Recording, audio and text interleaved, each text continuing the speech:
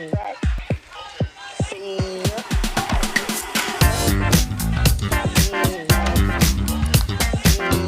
everybody. Welcome. How not to bomb. Everybody's got a story. Everybody's got a story. Welcome to How Not to Bomb. My name is Michael Wheels Parisi. Good evening. And again, welcome. Tonight's guest is living proof that sometimes the biggest risk in life is staying exactly where you are. Joe Boris, everybody, a third-generation electrical contractor who grew up in New York, spent years building a successful business alongside his father and brother. He saw it all from a small family operation in Greenwich Village to major projects in Manhattan and New Jersey. Life was comfortable. Business was good. Family was growing. Then Joe did something most people only talk about. That's right. He started over. He packed up his wife and kids, left New York, and left his customers and his connections, and he moved to sunny California. No customers, no electrical license, nothing. Joe, no safety net, only a vision. Fast forward 13 years later, and he built a thriving electrical automation, audio, video, and luxury technology business serving some of the most exclusive markets in Southern California. At 40 years old, Joe discovered a passion for surfing. He transformed his health, lost more than 30 pounds, and proved that getting older doesn't mean slowing down. It means leveling up. Tonight we're talking about reinvention, entrepreneurship, family, health, surfing, California, New York, all of it, and what happens when you bet on yourself when nobody else can see your vision yet but you. Ladies and gentlemen, please welcome to the How Not to Bomb studio, Joey Boris, everybody. Hey, Joe Boris, are you there? All right. There he is. There. How you doing, my friend? I'm doing great. How about yourself? What's happening? Oh, very good. I can't come. Thanks for doing the show, actually. I appreciate you Thanks coming for on. having me. I'm so excited to talk to you. This is great. We're going to cram 55 years into 1 hour. Well, maybe we could do 55 years in 55 minutes. Let's do it. That sounds great. Years ago, a friend of mine told me that there was a guy. This guy was on his deathbed, and he was like 90 years old, and the person he was mentoring was at his deathbed talking to him, and he goes, "Wow, you lived such a life." And the guy said to him, he goes, "It's amazing. After all, it's all over, and I think here in my bed as I'm getting ready to die. And when I think about my whole life, it only lasts 5 minutes." And that really stuck with me because, he's sitting there thinking, and if you think about it, in 5 minutes, you can kind of like by yourself go over everything, and you can do all the cliff notes and run your whole life, but it takes 55, 60 years or more to get to that 5 minutes. To get to that level. So I agree with you. Yeah, it's pretty wild. I always that always stuck with me about, it only lasted 5 minutes. So you left New York. Well, first of all, this is the first time you and I are actually talking or meeting. We see each other on Facebook, and I mean on Instagram, and this is the first time that you and I are actually get together. First of all, I follow your career, right? I think that I first heard about you on one of your stand-ups, and I'm telling you, I should be campaigning for you because you came up with this soy sauce line in your act, and being a New Yorker, going through that with the Chinese delivery guy and everything, right. You can't get 2 packs of soy sauce and all that kind of stuff. So right. When I went to college after high school real quick, just for a quick minute, right? And then it wasn't for me. So my father was in the construction business in Manhattan, and I said to him, "Listen, I kind of left school. You got a place for me in the field. I want to become an electrician." And I always wanted to be an electrician as a little kid. Okay. When you would go up to, and it's a silly story, but it's true. You would go up to a kid, "Hey, what do you want to be, Johnny?" You want to be a fireman, right? A guy wants to be, the president one day. And I always said it was going to be an electrician. People used to laugh at that because for a little kid to say that, it would be like something out of the ordinary, but it's true because I would have never thought that. Yeah. My father, my uncle, my cousin, everybody was in the electrical business. So to me, makes sense. As a kid in school, I went for recess one day and we were playing soccer or something. And I was in the 4th grade and I saw my father and one of his guys that worked for him at the school. And I ran up to him like, "What are you guys doing here?" And he was telling me that they were doing some electrical work, and I was like I was kind of enamored by that. They were like doing something with the pool power. I don't exactly Sure. remember what it was. I was young. But fast forward all these years later, I'll tell you a story a little bit where I had that same thing with my daughter when she was at school out here in California, that I was working at the school doing something, and she saw me doing that. So that was kind of a weird thing happened. But anyway, so I was working $5 an hour for him, going into the Bronx, working in manholes with Con Edison, every shit job you could think of, and I Right. really learned the entire business from the ground up, which In the was trenches. amazing. Beyond the trenches, right, under the trenches, right. And I needed that because I had to prove myself every day, and I'll get to why in a second. So I moved him in. My brother is 3 years old. I moved into his apartment, and we were roommates, and he didn't really have a choice. I just kind of moved New in York with him. City. You were in New York City, though, Manhattan. 23rd and 2nd. Yeah, Okay, 23rd gotcha. and 2nd Manhattan. So I wake up in the morning, my first day in Manhattan, getting ready to go to work, and I go into the refrigerator, and there's like a bottle of ketchup, and that's about it, and a Corona. That's it. That was two things in the refrigerator. So then I open up the cupboards, and it was nothing but baseballs and autographs. And I was like, "What is all this shit?" And I opened up the drawer, and it was a packages of soy sauce and duck sauces in that drawer. And that's always what reminded me of that, because that thing is so Manhattan and so true. So that's one of the things I always resonate about you. And not to mention Thank you. is, I don't know, a lot of your followers and stuff know that you have this. You opened up for Dice Clay for a 33 while. years. 30 some odd Yeah, years. and that's incredible because we all know in our generation, like, that guy was the biggest guy, like Madison Square Garden, like crazy Yes. stuff. The young generation have no idea how big he was at that No point. idea, right? They don't know. So that was pretty cool. So anyway, that's how I got turned on to you. So did and you that's what- did you see me in LA, or you saw me in New York, like performing? Because I mean, I lived in LA 25 years. I got to say, I don't know, Okay. because I think the soy sauce thing might have been online. Yeah, And this was probably like, who knows, America Online back in the day, because Right. I think, that was an old one. But I did see Dice in Vegas once, but I just can't recall if you opened up for him. It was Where was it at in Vegas? It was at the Hard Rock, I believe, which was is now me. the Virgin. Yeah, so that was probably then too. in the 90s. It's interesting because I was checking you out online. You got a great following, by the way, and people love you, Joe. People just love you. It seems like we got a lot of response. I mean, really, from a lot of people that just love who you are and what you do. And I think that's an amazing thing. I really appreciate that, man. And I saw that right away. But I was thinking to myself, so you left New York, and so I'm starting this new segment on How Not to Bomb. It's called "Everybody's Got a Story," Right. and because I feel like on How Not to Bomb, I'm only really dealing with people of a certain, you came on How Not to Bomb because of you being an entrepreneur and being a CEO and all this stuff. But I want to start getting involved in other people that have a story to tell, but that, didn't do all the big things, but still have a story. But I was thinking about your story, and I'm like, and I want you to tell it because it's an amazing thing. You left New York. Now, you left New York to go to Los Angeles, to Malibu in particular. Did you know Malibu would be the spot?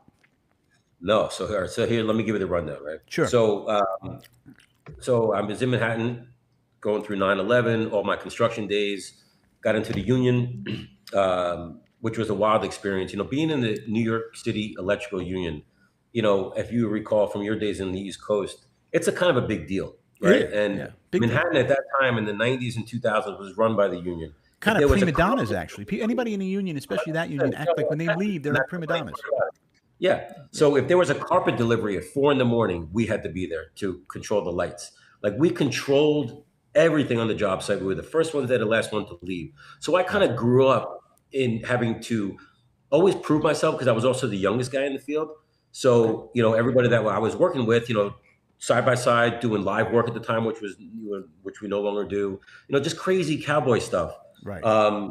I always had to prove myself. So the first one to unload the truck, and just always having to just work harder than everybody else, getting beeped, for emergencies with the beeper days, going to some housing projects in Queens when some transformer went on fire, like just crazy stories. I have 100 of them, right? Sure. So going through that whole rat race in New York and the union lifestyle, I came from an area where the electrical contractor was kind of on that hierarchy within the construction trades, and that's how we got the whole prima donna thing and all that. Yeah. So then I got married, had kids, and then when my daughter was a year and a half, we moved to Connecticut, to the suburbs of Manhattan. Gotcha. White picket fence sort of lifestyle. Sure. And then what ended up happening was I ended up just commuting on the 558 to Grand Central every morning, going to the job sites. And then I started meeting some of the local people in our neighborhood out in Connecticut, and some of them are contractors. So then I started working out there. So now I had, jobs in Manhattan still. I had jobs in Connecticut, and we also had jobs in New Jersey since 9/11. We've been working out in Jersey City. So I have all this stuff going on, even busier, totally stressed out, trying to be a parent, trying to be a husband, and trying to be, in this industry and make a living, all that kind of stuff. And it was getting to me day in and day out, because it was tough. Being in this industry is tough, and it's not for the faint at heart. Right. So I was on the train one morning, and I saw this gentleman, and he reminded me of the Willie Loman character in Death of a Salesman. Ah, He just looked like a broken down sales guy. He was in a suit. I didn't wear a suit, but he was in a miserable. suit. He had miserable with his tie down. He had a shade case that had all like scars on it from just hustling the shit on people's desks, opening up his suitcase. You could see it. Yeah. And I'm like, wow, that's my future. And it kind of freaked me out. So I came home that day, and listen, my wife runs my family. I'm not going to tell you she doesn't, but Right. I came home that day, and in my mind, I slammed my hand on the ground and said, "We got to move." Obviously it was a joint decision, but I just knew that there was more. She grew up in Queens, and we just knew this is what we had, and I just knew there was more out there for us, and I wasn't going to settle for just the same old shit. You go to the barbecue on Sunday. How's everything? Same old shit. Like I didn't Same want old that. shit. I was over that. All over that. So we coincidentally fell in love with surfing at the same time when I So was you fell in 39. love with surfing while you were on the East Coast still? Yeah, so I started getting up at 4:30 in the morning, going to Long Beach, Long Island, surfing there, whether the Sure. waves were good or not, going to Manhattan feeling so charged from just the adrenaline being in the ocean in the morning, going to work, being on the construction sites, and just doing it time in and time out. Like we go out to parties on Friday night, everybody's drinking and I'm not, and I'm just waiting to get up at 4:30 in the morning to just get in my car and drive to the beach. Right. I just fell in love with it, right? So I was saying to my wife, like, where can we move where we can, still make a living, but yet be in this environment, have our kids be by the beach and, go outside all the time. And, Manhattan's rough, Connecticut's Oh, yeah. freezing, right? So, and we were just over it. So, So you wanted to live that lifestyle throughout the year, not just during the summer. all the time. Exactly. Right. Exactly. 'Cause I was going to say you what could move to Long Beach to live that lifestyle, but Yeah, no, you didn't- 100%. But yeah, still, yeah. the East Coast, it's like you go down in the morning and the whole frozen ice is on your car and you're late. And, Yeah, it's miserable. also one thing about New York, as you remember, you have to fight every day Every day. when you leave your house. You're fighting the taxi driver, you're fighting the guy on the street. Everybody's an asshole, and all you do is fight all day long. So I'm like, this can't just be it. So we were thinking Costa Rica, actually. At first, and then we went down to Costa Rica and we started looking at I houses. thought about and- Costa Rica actually. yeah, I mean, it's an incredible place, but that was also my vacation lifestyle because you go to a vacation there, like, oh my God, it's amazing. But that's probably not what real life is over there. There's all these power outages, trials, tribulations. You got to leave the country for a few days, visas, come back and forth, and all that kind of stuff. So we did that In for 2 weeks, it hits you. Exactly. So we did it in 3 weeks, right? So luckily, my in-laws were around. They were living in Queens at the time as well. So they were able to help watch the kids, and we kept shuttling back and forth to California, looking all up and down the coast. San Clemente, La Jolla, Laguna, every place up and down the coast. And I loved everything because it was near the beach, and my wife really didn't like anything. So we came back home, and she was on speakerphone with one of her girlfriends, and she's like, "How was your trip?" And she was like, "Yeah, nothing really for us. We're going to keep looking." And then the girl on the other line said, "Yeah, I was talking to a friend of mine who lives in LA about you guys and explaining who you are and what you're like. And she thought Malibu would be a good fit." And I started cracking up. I'm like, "Malibu? Yeah, what are you, crazy? I'm going to get into the movie business. We'll live in Bel Air half the time. We'll get a beach house in Malibu." I'm like, "What are you, nuts?" No, the answer is no. Right. And my wife, who's also tough, she's like, "Well, have we never been there? Let's just go." And Michael, we came here, and it was nothing like I thought. Right. It's the opposite of what I thought. And what year was that when you came to Malibu? This was 13 years ago. 13. Okay. So 2013 or whatever it was. So it's like a kind of a Montauk-ish, like, beach roads, one lane in, one lane out, very similar to what we're used to out in Long Island, right? Yeah. And we were pleasantly surprised how laid back it was. And we didn't see the whole like celebrities and Bentleys that you think about in your mind, like with Barbie and all that kind of stuff. It didn't exist, I mean, that's everywhere. Manhattan is gazillionaires too. I mean, there's wealth and regular people every place you go in Manhattan. Everywhere They you show go. it differently in Manhattan. They show it differently than they do in California. But yes, I agree. Yeah. 100%. And so what I liked about Manhattan though is that when no matter who you are, what you did, when you left the streets, we were all together. We're all New Yorkers, right? Right. And Malibu is the same way. Like if you're a Malibu local, like that's it. Like we're all together. It doesn't matter Everybody's what together. you got, because when the fires are happening, you're helping somebody out.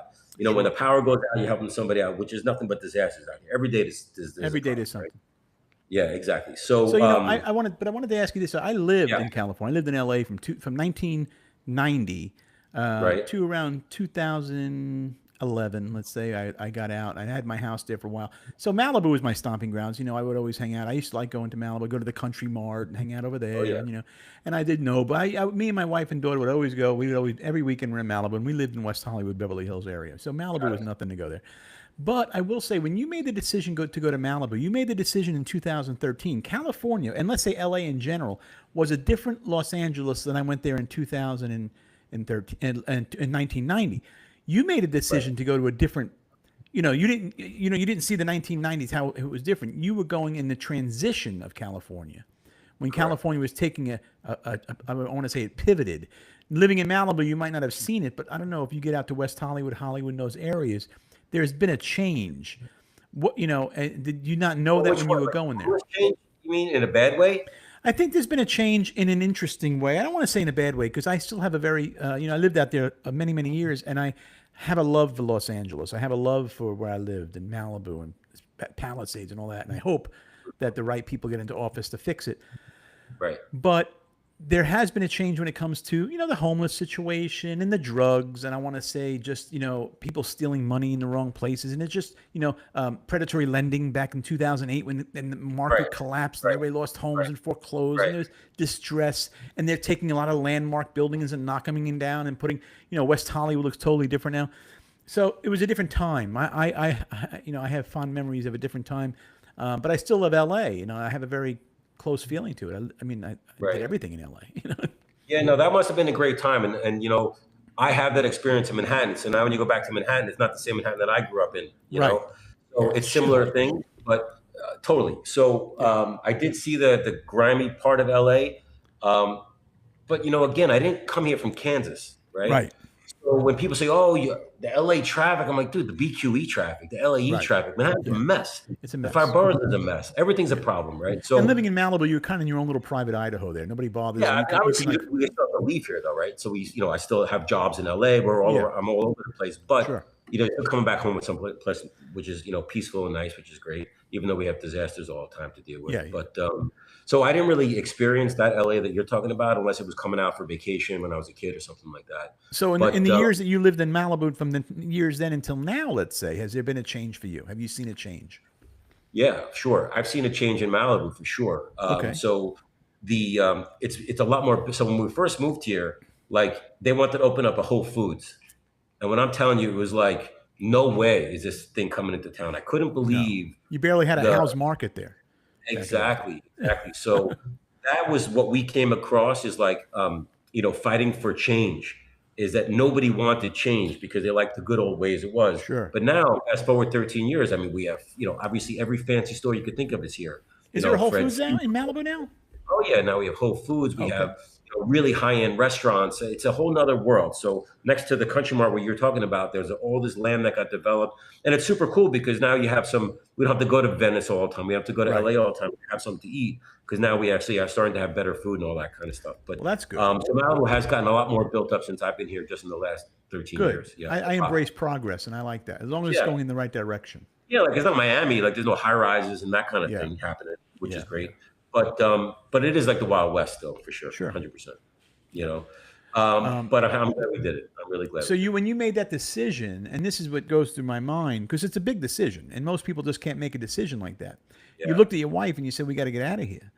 yeah, You both felt it was mutual, I'm assuming, and yep, you decided to leave. There had to be some fear. I mean, listen, we're entrepreneurs. We know we bounce back, but you knew you were going to bounce back. You knew you were going to get it, but there has to be that fear of the unknown. Did you feel yeah. anything Well, like when you this, finally this is made that what's so decision? Said, "We're leaving today." exactly. So this is what's so great about it. Looking back, right? Obviously, when the time was going on, I just kept saying to myself, "I'll figure it out. I'll figure it out. I'll figure it out." You could always go back. You'll figure it out. So coming out here, I was getting up at 4 something in the morning because I still had a few jobs going on back home. So I had to Okay. deal with that. So I was working remotely, go and get blueprints and talking to my foreman and just, still getting work done from over here. And then I started hearing a couple rumblings from back home, so to speak, that what is Joey crazy? He's going to move all the way out there. They think we're going to still give him business, like almost like F him. Right. Because it's from jealousy or they didn't like it. A lot of people like having their contractors, stay tight to them and all that. And this is the funny epiphany of this. I said to myself, well, maybe they're right. And then when I started meeting people out here as a new resident, and they started asking me about myself, I kept talking about my past. Right. Like I used to run this, I used to run that. And then I would catch myself like, F that. And then I'm like, oh, I understand now. I see it. It's not what I used to do. Right. Okay. What I used to do is going to prepare me for what I'm about to do.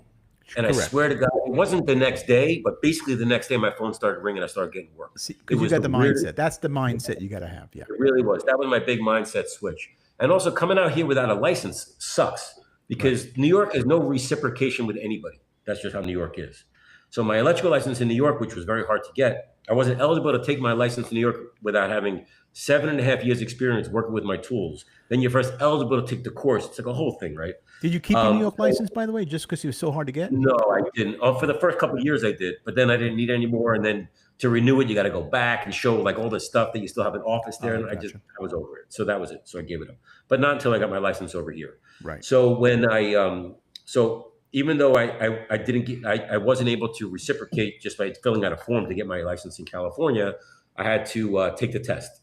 So when I took the electrical test here in Norwalk, California, I'm sitting in front of this computer and I'm taking this electrical test, even though I have a gazillion years of experience. And when you finish the exam, you press, I don't know how it is today, but this was probably 11 years ago or 12 years ago. You press enter and the screen goes blank after you're done with your test. Oh, okay. And you have like a 20-second waiting period for it to calculate your score and it pops up. Oh, shit. Pass or fail. And man, when that thing came up pass, I didn't hyperventilate, but I'm like, I actually have a future, man. Like this is like huge, That was the beginning of the beginning. Family counting on me. Like I have a lot of stuff going on, a lot of responsibility. And that little stupid license gave me the credibility that I needed now to get my act together legally in California to start doing work. Right. Okay. So I still had no customers. That's what I was going to say. How did you, and that's another reason, because Malibu and those areas are so cliquish in a sense. Oh boy. People use who they've been using. People use who, my grandfather, my father, the Palisades, they all use the same people. How did you penetrate that? It was interesting. So we went to my daughter's elementary school. She was in like the first grade. She's 18 now. She was in the first grade. And we went to the playground area in the school, and there were some parents huddling around the table with blueprints. And my beautiful wife says to me, go talk to them. They probably need help. So I woke up to them and I said, hey, I heard you guys need an electrician. And they turned around and looked at me and they go, oh my God, Joey, we were just talking about electricity and power. I'm really glad you walked by. So I pretty much said, all right, what are we doing here? What's going on? And they said, well, we're doing a festival, a fair, and we're going to raise money for the school. And what I learned at the time, which is kind of wild, if you remember, is Santa Monica is 30 miles away from Malibu. Right. Santa Monica, 26 miles away, exactly. There you go. So Santa Monica has a school district that runs Malibu. Right. So all the big tax money for all these wealthy estate homes in Malibu goes to help Santa Monica schools. And we're like this little island that gets nothing. Our schools are falling apart. There's asbestos, all sorts of crap everywhere. The schools are shit. Right. And that's why they wanted to do this festival, because whatever money they raised, they could buy the new basketball hoop or the DJ thing, whatever it needed would physically stay with our school. And I said, well, I'd be happy to help. So they said, well, we're going to have to get a bunch of generators and, get the popcorn guy and the face painting person and the DJ and all that. And I said, well, I have a better idea. Why don't you allow me to meet with the district, the school district's electrician? I'll make a deal with them. We'll work it out where I'll do all the electrical work on the outside of the property, run conduit along the fence and put outlets all over the property. And he'll do the tie-ins in the electrical closet. That way the district's room still is under their control. I'll take care of the stuff in the field. And we don't have to have these loud generators going on. And they're like, you would do that? And I said, absolutely, my pleasure. Wow. So I got a couple guys to help me. Home Depot, working with my tools again. Ran all this pipe around. That's when my daughter saw me working at the school. She was like, "Daddy, what are you doing?" Which was really kind of wild because I did the same with my father when I was in the 4th grade. So That's that crazy. was She cool. got It to was see. Yeah, weird, right? interesting. So we put all these outlets in everywhere, and I would meet all the vendors, hold the weekly meetings, and all this kind of stuff. The building, electrician, everything's going great. The day of the event, everything's hooked up. Got a couple outlets along the fence. I'm checking one outlet there, and I got another guy checking the other outlet, 20 feet away from me. And I'm like, all right, I'm good here. I got power. And I'm like, you good over there? And he goes, no, I'm not. And I go, how are you not? It's on the same circuit. And then I check mine again, no power. And all of a sudden, it just felt eerie, felt eerie in the air. Wow. So I go over to the building electrical closet, get my screwdriver out like the New York City days, open up the electrical closet, take the big distribution panel off, test everything. There's no power coming in from the street.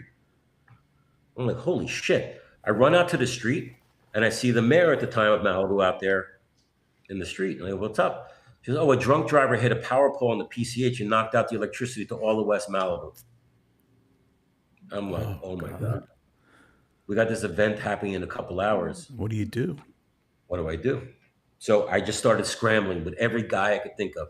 You got a generator in your house. I got 20 extension cords in my garage, and we all just kind of went crazy. Go to hardware store, this, that. Got all these generators, gas, extension cords, and did exactly what they planned on originally before I got involved, was to have these loud generators. Right. And the event was successful. They raised a bunch of money, and everything was great. After the event was over, I got an email from the parent team, and they're all successful parents. And they wanted to thank me for saving the day, that they never saw anything like how I jumped into action and I took a crisis and made it a positive thing. And it was epic. That was your ticket. That was your ticket in. Yeah. And so that was great. So I said, thank you. A couple of days later, I get another email from one of the same dads. And it said, I'm copying my electrician on this, was the top copy of the title of the email.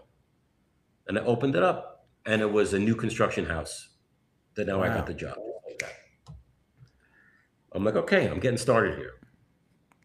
So I meet the contractor, introduce myself to him, and he goes, yeah, I'm really not happy to work with you. Not happy. You were talking about the good old boys thing, right? Of course. Like, I don't know you. I went online. I just see that your license is new, and I just don't want to work with you. And my guy had it all figured out, and now you got brought in. So I had to basically, for the next year, prove myself to this guy on a daily basis like I did in the old days, because it was an older gentleman who was not happy to have me, and I wasn't a local. He's probably been here for 40 years. Yeah, and you don't want to hurt. You don't want to make that relationship go sour, because he probably knows a ton of people that can help you. 100%. So we had a lot of ups and downs throughout that project, but we left really good friends, and I still see him often now. How's he treat you now after all that? How are you guys now? With respect. Well, I mean, you say respect, but forget about. Let's throw the respect out the window. Is it a true, genuine? You proved yourself to him, and he really genuinely likes you. Yeah, 100%. Okay, and the work speaks for itself as well. So anyway, so that was one thing I wanted to mention. But Malibu is a wild network, right? So we met this gentleman through the kids. And he tells me that he owns a building in Mid Wilshire in LA. And he has his own guys that do all their own work. But this one's a little bit above his pay grade. Can I take a look at it for him? So I said, I'd be happy to. So I go down to Mid Wilshire. My first day on the job, it's to do a corporate office for a record company. They're expanding to the other side of the floor. So it was like whatever it was, a few thousand feet to do the renovation. And I pull up into the circular driveway of this building. And I run into the lobby, out of breath. Hey, I'm so-and-so. I'm working upstairs and trying to, and he's like, okay, yeah. He's like, we're expecting you. Thank you for coming. Go down to the parking lot. My guy will tell you where to park. So-and-so will take you up in the elevator, bring you up to the suite, and let you in. And I'm like, oh, thank you so much. And as I'm walking away, I'm like, wait a minute. You're telling me in California, I can go to a building, park, go upstairs, get let in, and actually do my job? In Manhattan, that would be 4 envelopes in 3 days worth of work to get upstairs. Sure. When you say 4 envelopes, we know where that's going, correct? 100%. 100%. You got to take care of the freight guy to let you up during his lunch. You gotta, everything. You know how that's like. And then you got Crazy. people that you got to give an envelope to that you don't even know who they are, don't even show up, and never even are there. They're just people who collect. Oh yeah, oh You know, yeah, they're just yeah. getting their share. We They're can talk getting their about that piece. forever. Yeah, 100%. Of course. I have a lot of experience with that New York City style Yeah. stuff. So Yeah, me anyway, too. so my point was like I started realizing, wow, maybe it's not the same in this state that it is in Manhattan. This is just about doing your job, doing it well, showing up early, just over delivering. Say you're going to be there at 3 o'clock, you're there at 2:45, following up, and just being responsible. So that was my second job. Then my third job is a great story. I was driving home one day, and on the PCH there was a restaurant being renovated, Uh-huh. and there was a sign for the general contractor on the outside of the building. And I said, "Holy crap! I know that contractor. They must be nationwide because I work for them in Manhattan." So I call them up, basically out of the phone book, right? And I introduced myself to the West Coast office. I let them know the work that I did for them in Manhattan, and I would love to start doing work for them. So they said, that's great. So I had to fill out a million sheets of pre-qualification bidding forms, and it's a very complex process. I got accepted to start bidding for them, and I bid 10 jobs, and I got none. Wow. Really frustrating. And I mean, when I tell you I out of bid 10, jobs, I don't just throw in a number. not even a response, or Nothing. No jobs. Nothing. wow. And if we were going to supply a stainless steel screw in that job, I would be listing it, how many, what size it was. Like I'm very, very, very, very, very detailed on what Right. you're going to get. Okay. So then the phone rings, and it's a gentleman named Mike also, and he goes, "Hey, I'm so and so from this contractor. I see you've been bidding a lot of work for us, but I know you haven't gotten anything yet. But I'm going to be out in LA from Vegas. The How did Vegas he office. know that though? How did he know you didn't get anything? In the bidding department, they must have track all the subcontractors. Okay. Gotcha. So he sees the list of all these jobs that this contractor bid, which was me, and how many were awarded, and it was none. Okay. So he goes, "I'm going to be in LA. Would you like to come down to the office, and I would like to meet you in person?" So I said, "That would be amazing." So I go to LA, meet him in his office, and knock on the door, and this woman opens the door. Her name is Kerry, and she says, "Hi," and I said, "Oh, hi, I'm Joe from TriStar. I'm here to meet Mike." And she goes, "Oh yeah, you bid that Rolex store for me in Century City, right?" And I said, "Oh yes, I did." She goes, "Great. Before you leave, come and see me at my desk. I want to give her the job." And I Wow. said, "Oh, that's incredible. Thank you so much. Looking forward to it." So I meet with Mike, takes me around the office, throw my business cards out at everybody. I see Carrie on the way out, and she awards me the job. So now I have my first Rolex That was your first job. retail Rolex. store in Century City. The one in Century City, the Rolex store in Century City. Correct. Right. In the Century City Mall. So you were able to get through and develop a business pretty much by hard work, determination, and just doing the right thing. Because you got to Right. do the But I right think thing. People smell bullshit.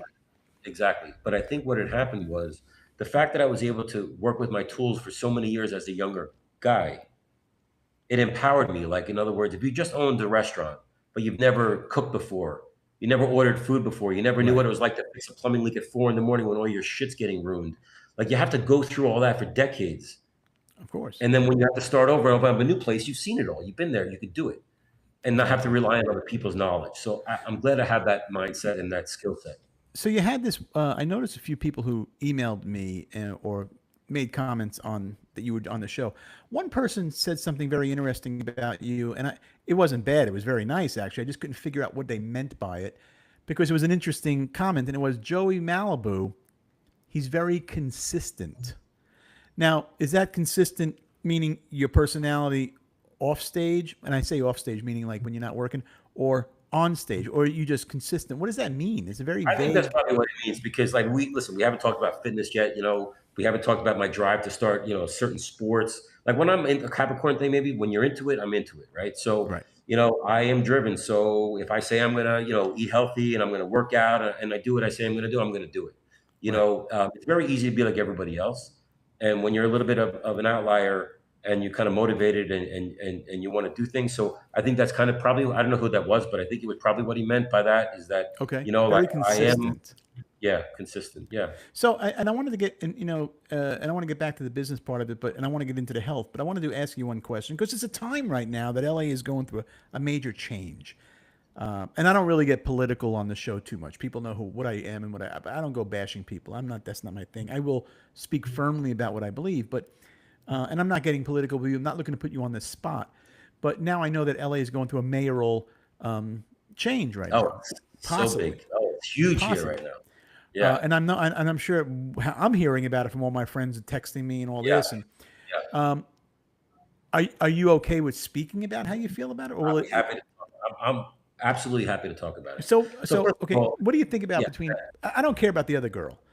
I care about Spencer what do you think? Pratt and the Yeah, other and the mayor, right. the mayor right now. And I was never a big fan. I'm going to go on record saying years ago, back in my Hollywood days, I was never a fan of Spencer Pratt, only because, it was the whole Spencer Heidi montage thing, whatever it was, Yep. and it was always like, they would call him Spencer Montage, Heidi, it was like Yeah, they kind of made him look like a cuck. In other words, I was never a big fan. But then my wife goes, you gotta watch, because we keep very close to L.A. What's going on there? I still have a footprint there, okay. with certain things, and I'm like, wow, I kind of like him. And I'm like, I was listening to him on Joe Rogan show the other day on the podcast, and I was Good. watching him. I'm like, he really did change. I got to give it to him. I like what he's doing. What's your feeling on that, and what's going on? All right. I would love to talk about it. Okay, so first of all, unfortunately, living in Malibu, I can't vote in LA Right. because we have a County. romance. It kind of sucks. I got the ballot, the mail-in ballot. I was all excited to look for his name on the ballot, but it's not applicable to us. But it's going to So affect you, even though you live there. It's going to affect your everything. yeah, I really, really, really hope that he wins, and I totally Okay. support him. Good. And I would, but it's not just him. I don't know him, but not just him. Is that look at it like this? My view on politics is this, right? If right now you walk through Los Angeles and the streets were paved with gold and everything's amazing and there's no homeless, there's no drugs, there's no crime, there's no all these this crazy world out there. It's crazy over there, right? If it wasn't and it was perfect, then I would keep whoever's doing whatever they're doing, right? Right. So yes, I'm supporting this Spencer Pratt for sure. But it's not just him specifically. It could be somebody else that wants to do the opposite of what's going on right now. What's going? Knows that really there's a problem. Right. So to reelect somebody, forgetting her because I don't know her either, for doing the same shit job that she's in charge of now, it makes no sense to continue it. Right. And You know she's what I doing mean? shitty. So, She was doing for the time she's been doing a shitty job, along with the right. governor and a bunch of other people that are involved. Right, Listen, but Spencer's story is different. Okay, it is. because he's It not is a guy who different. got into politics and this is his ticket to fame. He's already been famous and all that kind of stuff. Yeah. This guy is getting into something because he got wronged. It's And when he personal. started to investigate what happened, he's like, F this, I'm going to have to do something about it. So I think his platform is so unique because I don't even think there's going to be one person in office that was personally affected by something which makes them run. That's Right. like, people after 9/11, what do you call it?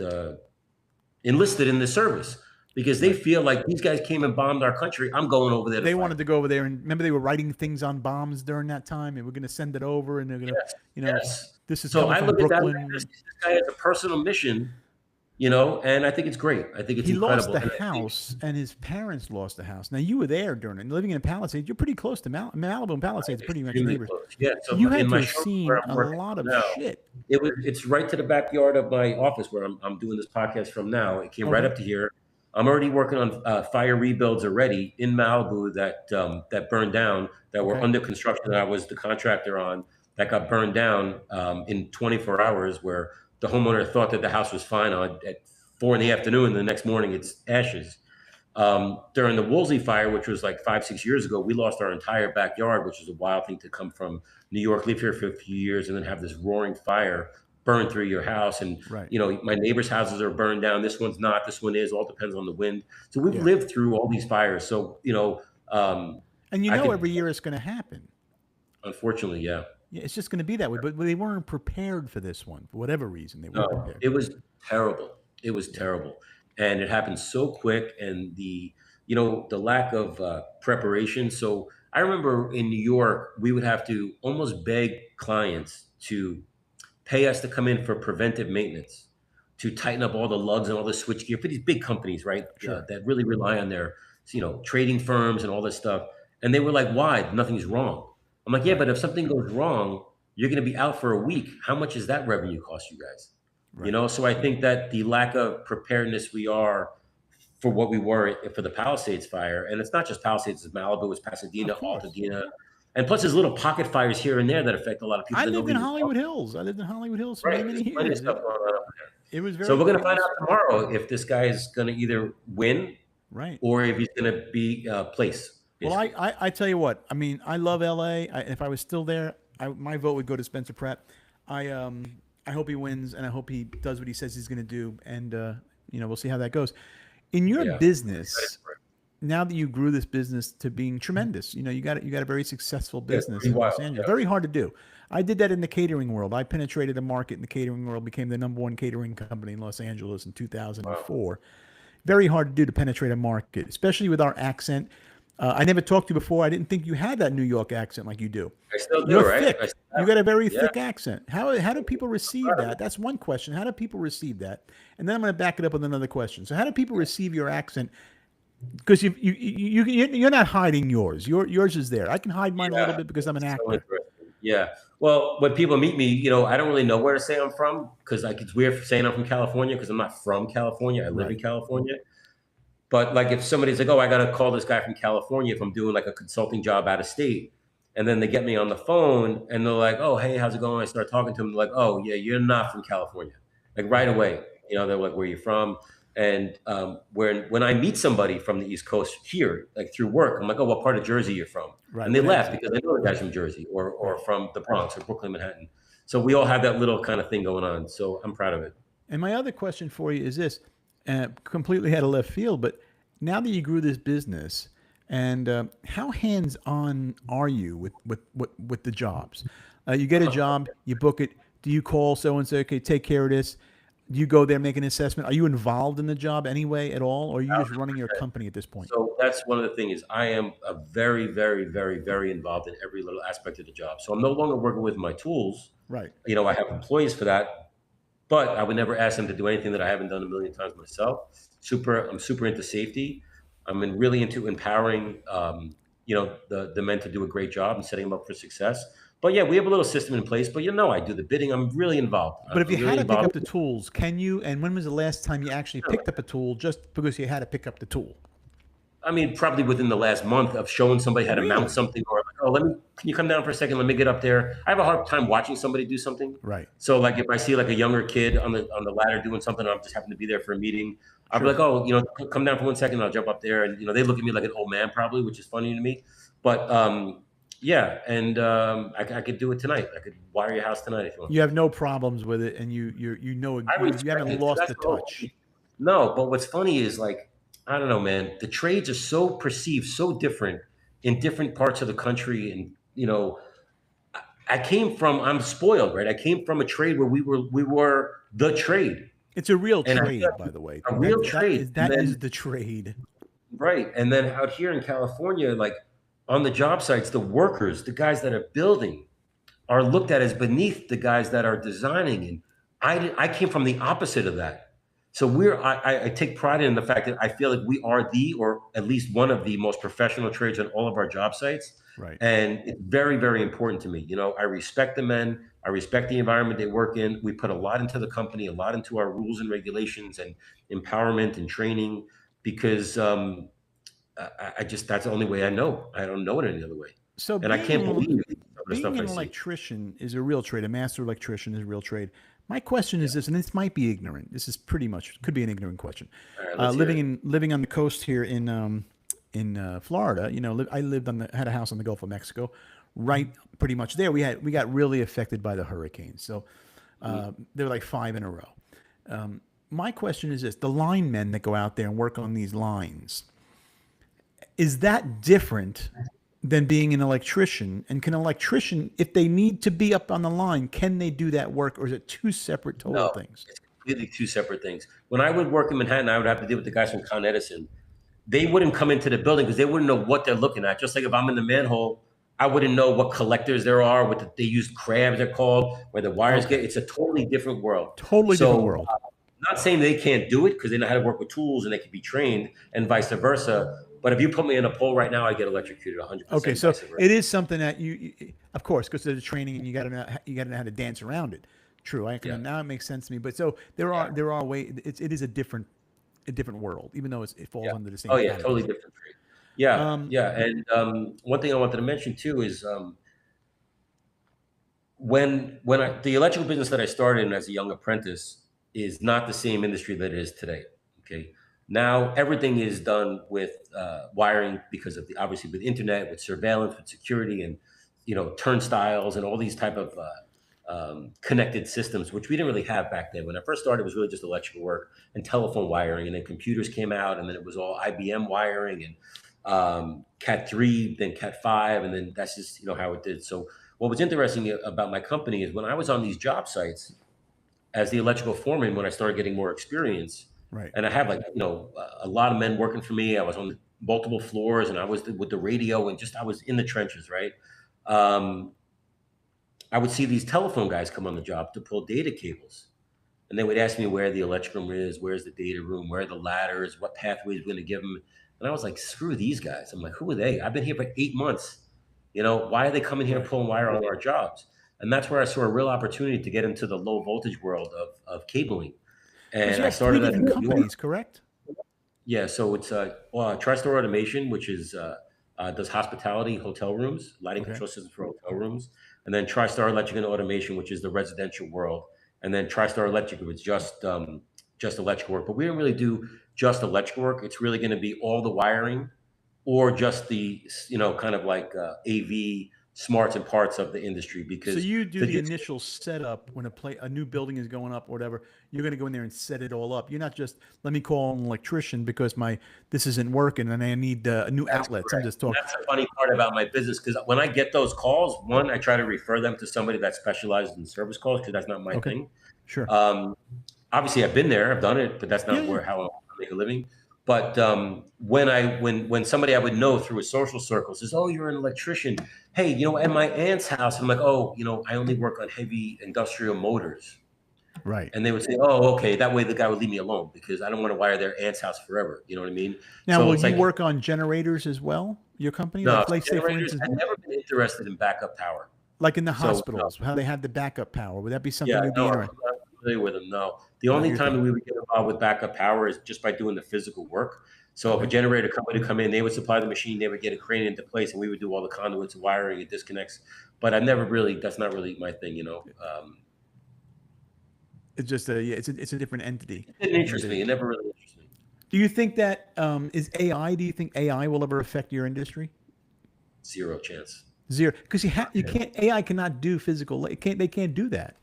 No, I think where AI is going to help is it'll help. Bidding. It'll be through bidding. So I'll be able to get your plans for your new building or your new house and put them into the software. It's going to spit back a bid to me.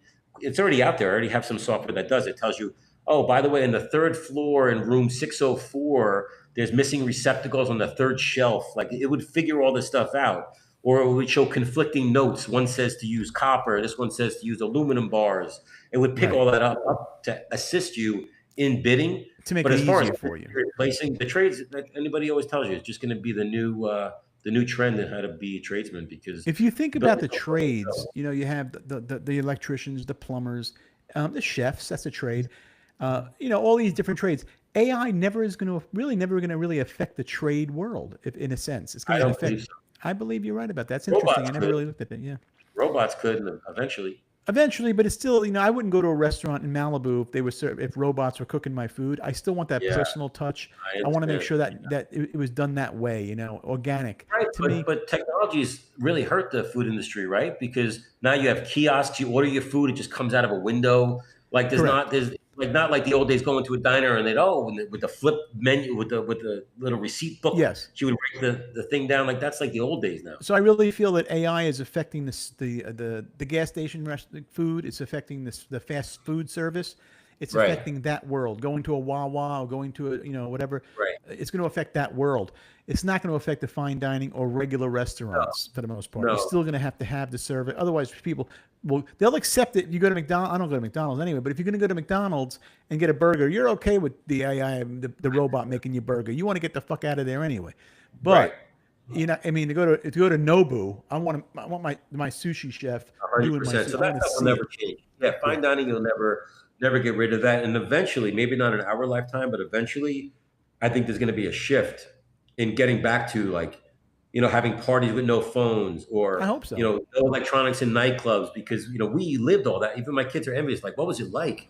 They see Right. videos of concerts on YouTube where everybody was actually watching the show and not holding up the phone, which we're all Yeah. guilty of. I think it was a simpler world back when we grew up. I'm 60 years old, so I grew up in the 80s, 90, Yeah. early 90s. Yeah. I'm And 55.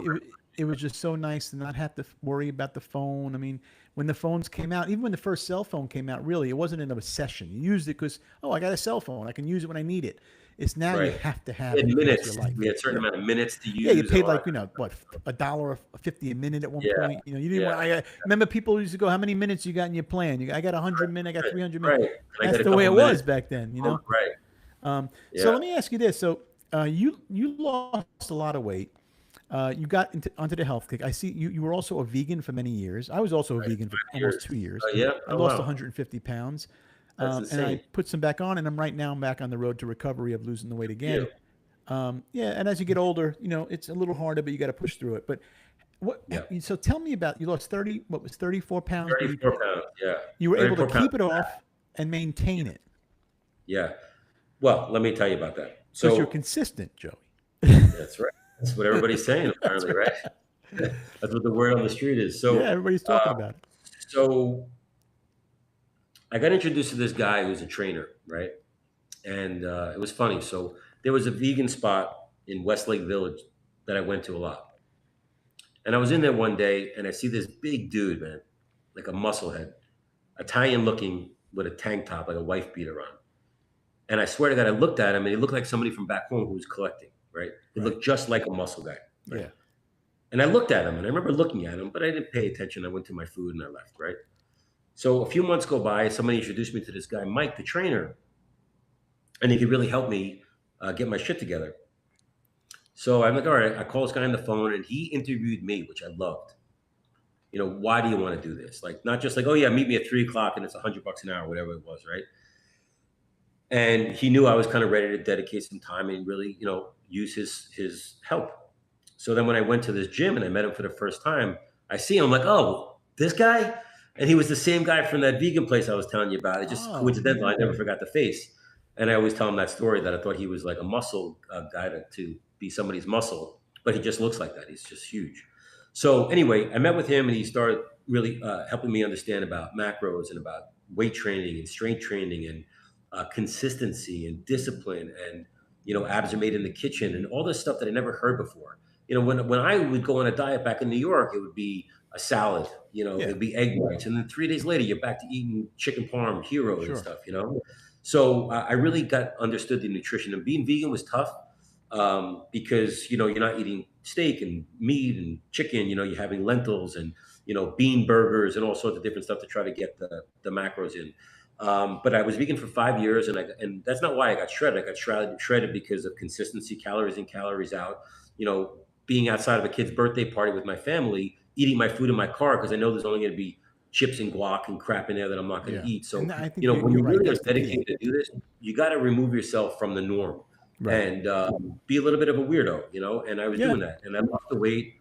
Like 6 months, just worked my ass off, training, running the track when my son was at soccer practice, running, and and I made it happen, man. And I was shredded, and I had 4.5 foot. It was all great.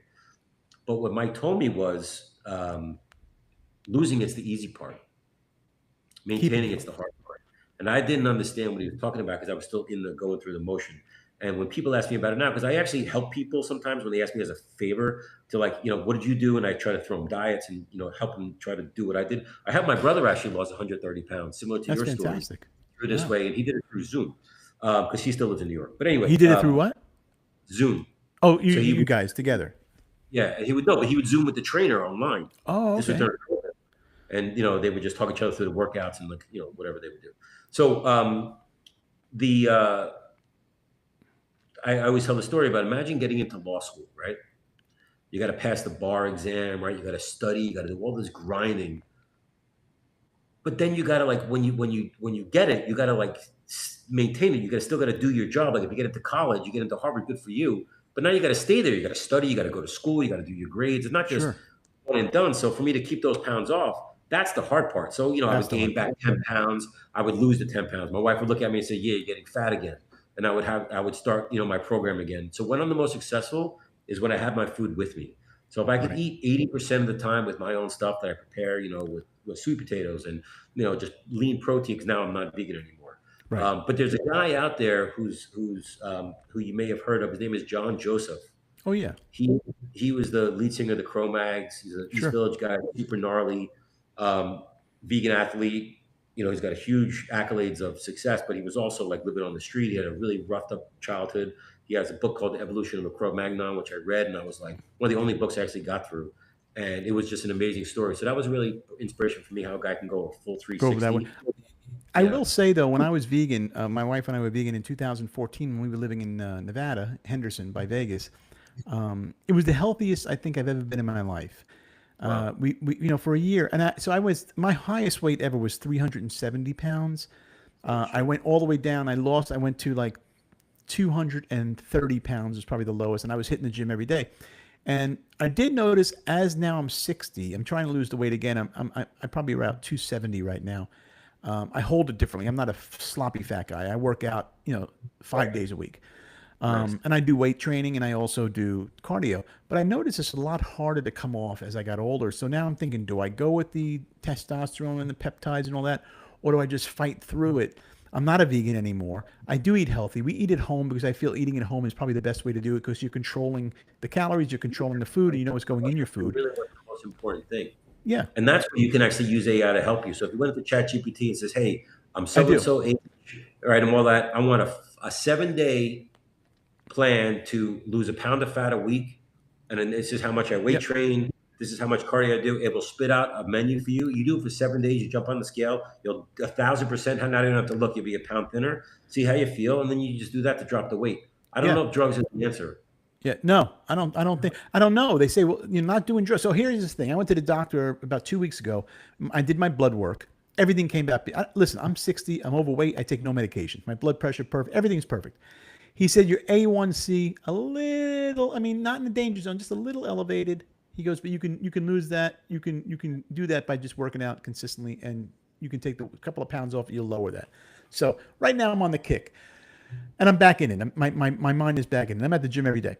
And I'm That's feeling great. amazing. I started losing weight. I can see myself shrinking again, and I'm feeling good. My muscles got memory. It's coming back. But it's at 60, so you don't feel any different. You don't feel how old are you? You're close to my age. Do you feel any different when you work? Do you feel like you have to push a little harder or not? Only when I look in the mirror and I'm like, "Fuck, I'm getting wrinkles," and like that's the weird part about it. But no, other than that, I don't think I'm old. No, I me don't know neither. how I ever think I'm old. Yeah, I don't feel that way. Listen, I'm Italian. I got the face. I got no wrinkles, nothing. I mean, I lost That's my great. hair. That's about it.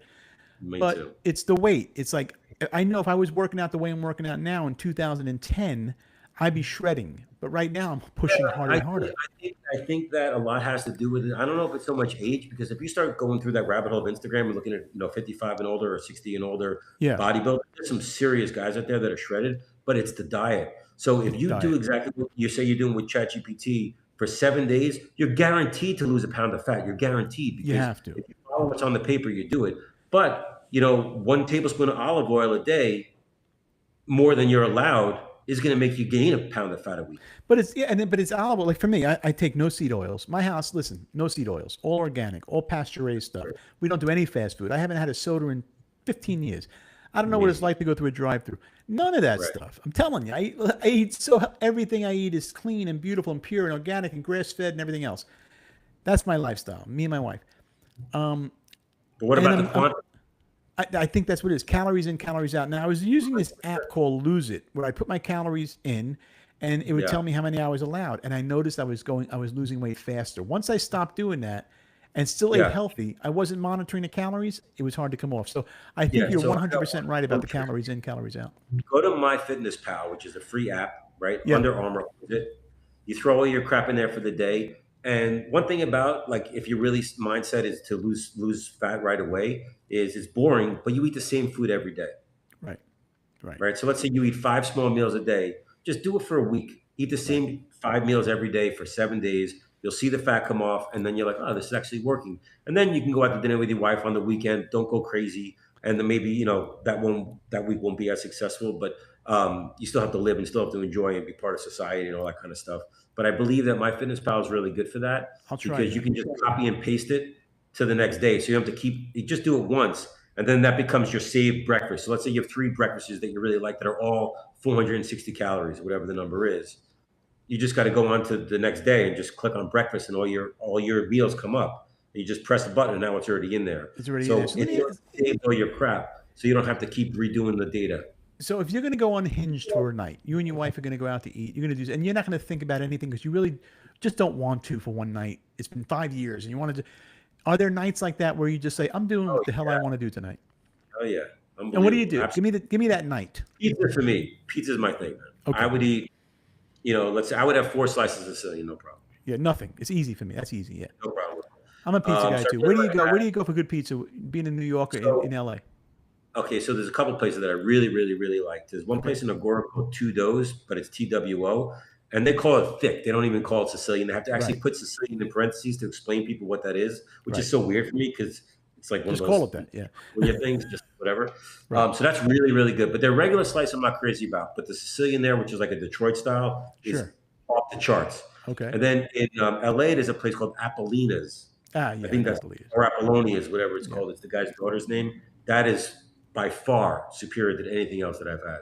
And then you got the artisanal places, that do the Neapolitan style. But for me, that true New York slice is the New York slice is for me. It's not a myth. It's not a thing anymore. You can't get New York pizza. You really can. You can get good stuff anywhere now. It doesn't matter. Anywhere. You can go anywhere. I had some in Vegas. I was there recently. They had the Scars Pizza, which is the New York spot that opened up. Scars is fantastic. In that place in whatever hotel that's all in. Yeah. They're all doing it now. Everybody, even here in Tampa, you got pizza places here in Tampa. You can close your eyes. You think you're in New York. I mean, none of that. Everybody's there. You can't do it. What's that? I lived in Tampa for a year and a half. When I was in my 20s. And it was off of Fowler Avenue, wherever that is. Oh, you were in? College. Yeah, you were in downtown. Sure. Yeah. So over there was a pizza place. I don't remember the name of it, right? But they had a Popeye machine in there that you used to play the video game Popeye. Sure. And it was a New York slice. A couple guys from Brooklyn, a couple guys from Jersey moved out there, opened up this pizza place, and it was just like home. It was exactly the same. So I think if whoever's making it can make a really, really good slice, if they want to. We were living in Sarasota. That's where I was on the water in Sarasota. We moved out after the hurricanes, decided to go to Nashville, and decided Nashville wasn't for us. We lived in Franklin, actually. And we decided it wasn't for us, so we like Tampa. So we live in Wesley Chapel, which is a suburb of Tampa, which is beautiful. Okay. And I'm like, me and my wife went out the other night. We said, okay, we're going to have we watched all week. We're going to go out and have pizza. We found a place. And I'm like, and I'm going to give them a shout out, Pizza 365 here in Wesley Chapel. It was fantastic. I mean, really it was, Right. And I'm a chef, and we're pizza people. Oh, I know that. Right. So connoisseur in a way, right? Yeah. So are you near Clearwater? Is that where that what's is? That? Clearwater? Is Clearwater yeah, by there? we're about 30 minutes from Clearwater. Yeah, Clearwater, St. Petersburg. Yeah. So for me, pizza is kind of like my little vice. I really. What about really drinking? Do you drink wine? Do you do anything like that? I'll tell you what. I mean, I used to party all the time, but I don't like to drink alcohol because I don't like to be hungover. Right. So if we went to an event and there was like a special drink or whatever, maybe I'll have one. Okay, so it's not you can have one. Right, but I don't want to get hammered because the next day I'm going to be 3 or 4 days just being grumpy, and so people. It's weird in LA, if you drink, you don't drink. That's like one of those things. But for me, it's just I don't want to feel like shit tomorrow. Yeah, we're the same way. We don't drink heavily. I'll have a glass of wine. My wife and I have a glass with dinner, things like that. But to do that the old days of hanging out when I used to go to Brooklyn, hang out with my friends at Pastels. I can imagine.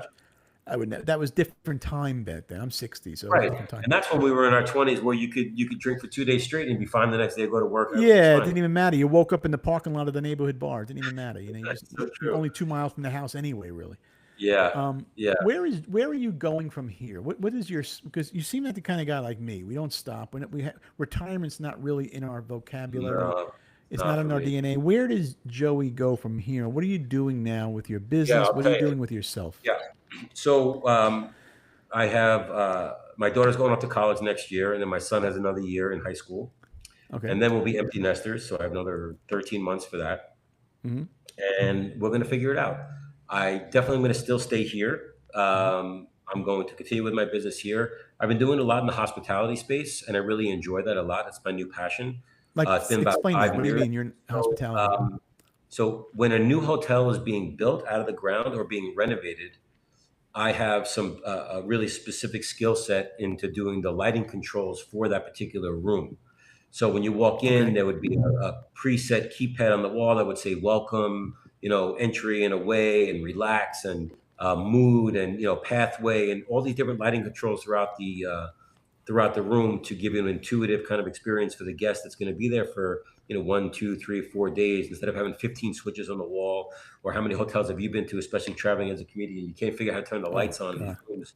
Super annoying. Yeah. So we try to deliver like a bespoke experience when you present your card. It knows that you're a first time guest of your stay. The lights go on when you open the door, the shades go up, and the TV would go on, like all that kind of integration. So that's something that I'm super passionate Lights, about. So camera, action, basically. yeah, and it's so fun. And What about cruise ships? Doing the big cruises, the big, those celebrity I don't cruises. know anything about that space, and a No, lot of those ships aren't being built over here anyway. So I they're think not. that the Yeah. luxury residential space is really where my passion lies and my expertise, as well as consulting. I do a lot of consulting for jobs out of state to help the local contractors there kind of get my design, my mindset, my experience, but using their local hands to do it. And one other thing I wanted to mention is, so when I do these hotel rooms, Sure. we're not doing the actual wiring, because on those jobs they have 300 electricians there doing a new high rise for Four Seasons or something. So I'm the designer. I supply all the equipment and I do all the programming. We do all the drawings. We handle all the meetings. We basically run the thing. But when I have to meet, and this is something that I wanted to talk to you about with my mindset and with my past experience Sure. coming from the union environment, when I had to first prove myself again in front of 50 electricians in this big union environment in a hotel in LA, and I have to be there and dress nice and do this whole presentation. The guys would come up to me, they're men, and they would say, "Dude, you're nothing like I thought you were." Right. And I'm like, "Yeah, don't let the sports jacket fool you, man." He's like, "I am you. I used to have to get set up like when I was doing control wiring on my stuff on 57th Street." Yeah. So the You fact that get I it. have it, I think it's going well because I understand what it's like to be them. So it's going really, really well. It's You going never really lose well. that either. You have to keep that. You have to be able to relate and keep relatable and be relevant. Once people Yeah. start losing that touch of personality and persona, people go downhill. You got to keep it there. You got to. That's why I asked you earlier if you had to pick up a tool, you had to do something. You know how to do it and keep learning how to Yeah, do that. sometimes I wish for that actually, if I could Yeah. just be on the job site like the old days, no phone, nobody bother me, I get my work done. It's very creative, it's therapeutic. And I would walk away from a job sometimes at 6 o'clock at night and just like shut the lights off and look back and be like, fuck, I did all that. That's pretty Yeah. epic. And we've done some really high-end jobs over the years, so I have a lot of really good accolades and I'm proud of it. But I learned it from my father, just be nice to everybody. And my If you had grandfather to, told me, if you had be to nice tell on the yourself, job, as you long get as on the my way. mother would always say, it doesn't cost any money to smile and say hello. Right. No, If but you listen to had this. to My give your, grandfather, what's that? I want to tell you, my grandfather, who was also an electrician, who was a super tough guy, he said, "Be nice to them on the way up because you're going to see them again when you're on the way down." Yep. The people you meet And on the way not up are like the if same you're on the people way you're down, going to but meet. when you're on the way down, you're going to see them again for sure. Yep. So just be cool. Smart man. Yeah. Basic stuff. They knew basic stuff. If you had to give yourself advice, Joey, if you had to give your 18, 20-year-old self advice now, is there any advice you'd give yourself? And the other question is, if you have to give the new generation advice, what would you give them? Okay. Well, let's see. The first one is kind of tough because now looking back, now that I know what I know now, maybe observe a little bit more. Just observe a little bit more and see how things worked at an earlier age. You know, with construction and contracts, maybe a little earlier. I was very focused on the building and the field and navigating the union and the men and just all the hanger-ons that I had to deal with in Jersey City and Manhattan. I maybe would have learned the business more. But I'll tell you, man, going to work with my father as a young kid on a day off or meet with him after work, and he would want me to come with him to go meet somebody in their office at night. And I would literally, this is the truth, I would be in this guy's office and they would just have us sitting there in the office, not talk to us, just sitting there, knowing that we won't work. They just let us sit there. And they would go about their day making calls, bring that guy in here, and then we would just sit there, just like this. Yeah. And then it would be like the end of the day, he puts his jacket on, and the guy would say, "Joey, stand up." And I would stand up and he goes, and he would give me like a pitching wedge in the office. And he would say, if you make this, I'll give your father some work. And I would have to get up there and do my best to sometimes make it, sometimes I wouldn't. But this is how crazy that New York construction world was. With these old timers were old timers, and they would basically fuck with us and that kind of stuff. And I remember CompUSA. You remember that retail store? Oh yeah. All right. So we were the electrician for a building in Queens, and they became a tenant. And we really wanted to work. It was my first job as a foreman. It was 4 stories. It was a big job, escalators, elevators, huge steel construction. I couldn't wait, but we didn't have the job. So that same gentleman who made me hit the golf balls didn't say a word to us in the office, and we walked him down into his parking garage, and he gets in his car and starts driving away, and we're like, Tony, we never talked about the job. And this is just like out of the movies. He would open up his car door and turn to us. My father and I are standing on like 99th Street in Queens, and he would say, yeah, start, go ahead. And that's how we would get work. No contracts, nothing. Just start. Go. Just, and it was wild. If you had to do it all over again, is it something you would still do? I would do it exactly the same. How old is your youngest? He's 17. 17, okay. So let's just say you're at a school. Let's just say you're at a school because you're assessing a job. I'm going to make up a scenario. And you're at a middle school. And it just so happens they're having something in the auditorium. And this one kid goes up there and they're talking about career day and what they want to be when they grow up. And one little boy gets up there and says, it's my dream and passion to one day be an electrician like my great grandfather was. And I want to have a passion for that. I just love the way that works, and I want to really learn about it. And you're listening. You're not involved in the show at all. And you hear this kid doing it, and then you kind of go into what you're doing, and all of a sudden you see this kid in the hall. Would you stop him and talk to him, or would you want to talk to him? Would you ask the teacher, "Can I talk to this kid?" Or would you just kind of go on with your day? How would you react to that? Job site the next day. Listen, to this day, I've given a lot of guys their first job and no experience because they were a friend of a friend or this housekeeper's son that we knew. And they're all still in the industry. They're doing great. And I'm proud of that because I gave him a shot. You know what I mean? I'm saying he's 13, this kid, though. Yeah. And he's talking about one day he wants to be, Well, I've had, when my daughter was in, I don't know, whatever grade, 8th grade, 7th grade, I had them bring the whole class into my showroom where I'm talking to you from because it's all interactive. The lights, the shades, all the technology, all different parts and products and stuff. And I did a whole slideshow, a PowerPoint presentation for them because they had no idea what building is. It's not just fixing an outlet under your sink. Like my industry is huge. Yeah, it's a huge industry. So there's a lot to it, but it's a lot of people are uneducated about it, And I think you got to pass it on to the new generation because you never want to lose the tradesmen out there. You want to have the trade people out there. You can't deny that. Not everybody. Listen, college wasn't for me either. I fucking said, I'm fucking leaving. I became a comedian. Who knew? My mother, Italian-American family. What do you mean you're becoming a comedian? It's what I did. But they never stopped me. They just said, do your thing. We're here to support you. Thank God I had that kind of family. Right. And, we were like upper middle class from Nassau County, so, I mean, they just wanted to go do your thing. But, I mean, the kids today, they're losing it. They're playing video games all day. They're in their basement, wherever they are, just playing these video games, and they're just becoming useless. Huh? Not every kid, though. No, that's what I'm saying. That's why we got to keep. Not every kid. It comes from us as parents, right? It comes to us as parents. That's right. We're very proud that our kids have jobs and have cash jobs, do a lot of volunteer work, help kids out in need. I agree. All that stuff. So, both of my kids, I would love them to work in this industry, even though it's a rough business. It could be really good, and there's so many different aspects of it. There's a lot of design orientation to it, with the higher end finishes and all that kind of stuff. So you never say never, but right now they're pursuing their own thing. What do they want to do? Well, my daughter is studying to be an actress, nice. and she's super into acting and fashion. She's already booked a couple cool things, and my son became an incredible guitar player overnight. It's like he got possessed by like Steve Vai or something. Just came into him, and he is incredible. So he's pursuing that. And they teach tennis and lifeguarding, surf instruction. Well, you can't be in a better city for that, but they want to both want to be in that industry. Listen, anybody tells me they want to be in the arts or anything like that, if my daughter would have said to me, "Daddy, I want to be a comedian like you," I'm like, I mean, go ahead.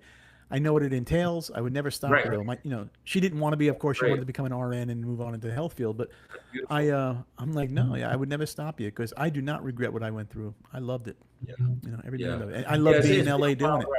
Great though when you look back at your career, like all the characters that you've met over the years, and it just makes it like it's just nuts, and it's something to be proud of, I think, but I it takes a feel while. good about it. I love the fact that I can go anywhere in the country, any comedy club. I've made it a point in my life where I can go to any club and go on stage whenever I want. They're never going to deny me to That's walk so in a room. cool. I'm like, Yeah. that's who you are. Well, And you've I earned love it. doing the podcast, and I love doing my business, and I run a marketing company, my own business. I love doing me. I'm the brand that you see what I do out there. I'm a fucking maniac. I I'm love always it. doing something new. You never know what's new with me.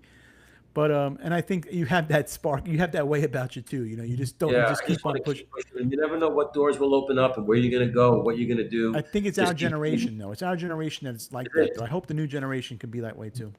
Yeah, me too. But yeah, I mean, it's just a fun ride, and I think it's nothing's predictable. It's all going to happen. But I do want to say this, and Yeah, I want your opinion on it. Is that yeah, right now, today, when I face adversity in my business, I meet a lot of assholes. I got to mm, overcome a lot of obstacles in our navigating industry with deliveries and timelines and money and contracts and deadlines and you name it, manpower, um, competition.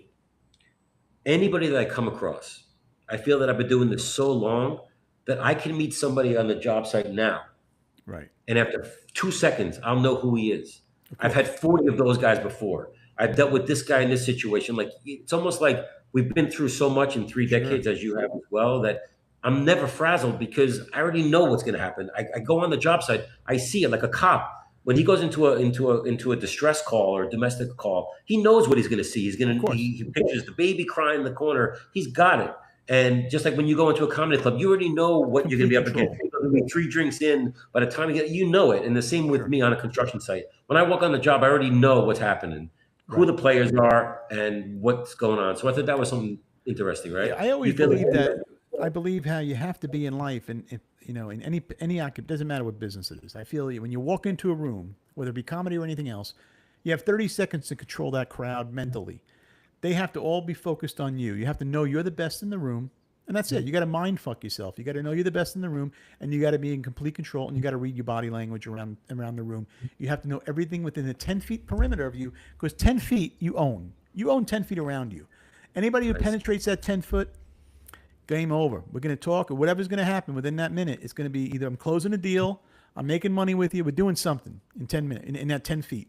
You just got to control the room. When I go on stage, I'm in complete control of that room in 30 seconds, and they have no idea that I am. As I'm walking on that stage, before I open up my fucking mouth, I'm in control of that room because you have to be. Well, I think for two reasons. One, you come prepared. I'm sure you know what you're going to do, Sure. right? You're not making stuff up on the fly. No. But how do you deal with hecklers? Because that's unpredictable. I feel that an overconfident and person who's in control gets very little hecklers because of the style of humor that I am. They know when I open my mouth, I'm a no-nonsense comedian. I'm going to fuck you up if you say something to me. And they know that because it's how I portray myself. The character Wheels, even now that I'm talking to you, see how my demeanor changed? Because Yes. I'm already there. I'm already in my character. I put this device up where you just can't penetrate me, and people can read that the way I can read them. They can read me because I'm allowing them to read me that way. And once they can only read what you allow them to read, and if they're reading me, they're gonna read you don't fuck with that guy. I understand. That's pretty cool to see. You Yeah, know? no, I like that. That was always something because you never know what some guy's going to say or what's having a Yeah, bad day. But I I think you're invite right. it. It's like they're not going to pick on a tough guy. They're going to pick on No. somebody that's weak. So if you're commanding that respect, they're going to not say anything. They wait for the next guy to come on stage. Yeah, because the biggest fear of an audience member is to look dumb in front of everybody else, and for everybody else to Oh laugh my at God, them. that would be a disaster, right? Yeah, and my specialty is to make people look stupid if they choose to be. I see. Yeah. Yeah, you So, call them out and you oh do yeah. the worst night of their life. Yeah, they don't want to mess with that. Same with Dice. Yeah. Me and Dice are kind of that way in a sense. We come from the same school of comedy. We came from Brooklyn, New York, Pips Comedy Club on Emmons Avenue in Sheepshead Bay. That's where we started. He started in '78. I started in '87. And Wow. that brand of humor, doesn't exist anymore. The new comedians are different. The cancel culture, all the bullshit, wannabes, they all think they know what they're doing. You get a guy like me and seasoned guys like me and Rogan and Chappelle and Sandler. When we are out there, man, it's business. We know what the fuck we're doing. It's Right. very, That's very pretty hard wild. to do what You we do. really had that time where it was like your Wild West, at Oh that time of God, comedy yeah, in the yeah. '90s, Yeah, we moved right? out to Los Angeles, all of us. We all moved out in like 1990 and 91. And we were the new frontier of comedians coming in from New York. We were all getting accepted in the big rooms. They were kissing our ass. They loved us. And it was Yeah. great for us back then.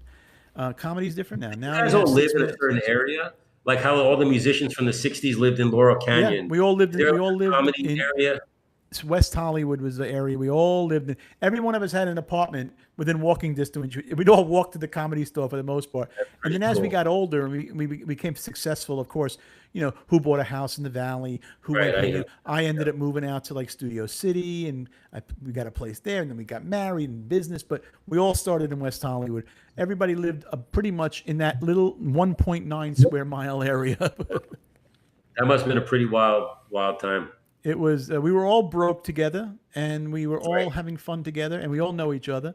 We all have everybody's phone number. I can call Sandler right now. I can call Rogan. We all know each other, and Amazing. we don't abuse that power because we're all doing our thing. We don't go asking, "Hey, do me a favor." If I really needed something, they'd be there for me. Yeah, But they're out there, be we there don't. for you. I don't need anybody. We all do our thing. We're made of Right. that. Right. That's Right. who we I are. think the reason why that is because you all came hungry and you all were hungry and you came up We together. came up together. So it doesn't look like, like you're one of them. Like it's like, Yeah, if I go you to know the what I mean? Comedy Store tonight, let's just say scenario. Here we are. We haven't seen each other in all this time. I go to the Comedy Store tonight. Let's just say, no holes barred, and we're all in the back. It's me, Rogan, Chappelle, let's say Eddie Griffin, and we're all hanging out. And everybody sees, oh, look at this. It's well, these guys are veterans. You know what we're gonna do? We're gonna go in the back of the Comedy Store, in the back of the parking lot. We're gonna go back there. Nobody knows we're there. We're gonna hang out together, and we're gonna smoke weed. That's what we're gonna do tonight the if we old were at the days. Comedy Store. It Yeah. doesn't matter if we haven't touched the joint in 15 years. We're Right. gonna all do it Right. together Pretty because wild. that's what we do. Yeah. But what I think is wild about Joe Rogan's success is that he became so successful that now he has this platform where he can really be himself Yes. because he doesn't need acceptance from anybody. Doesn't And people he? love Never. him. He It doesn't doesn't care matter. anyway. Yeah. It's no, right. I can imagine. So that's Never pretty did. cool. Yeah. Yeah. And he's Yeah. got a hell of a platform. He pioneered. The podcast world. Think about it. There was no Right. podcast, and when he started in 2012, Unbelievable. I think there was nothing. Yeah. Yeah. Yeah. That's pretty unbelievable. My first podcast was in 2013. In 2014, Dyson and I had a podcast called Rolling with Dyson Wheels, and wow. we were just dabbling in it.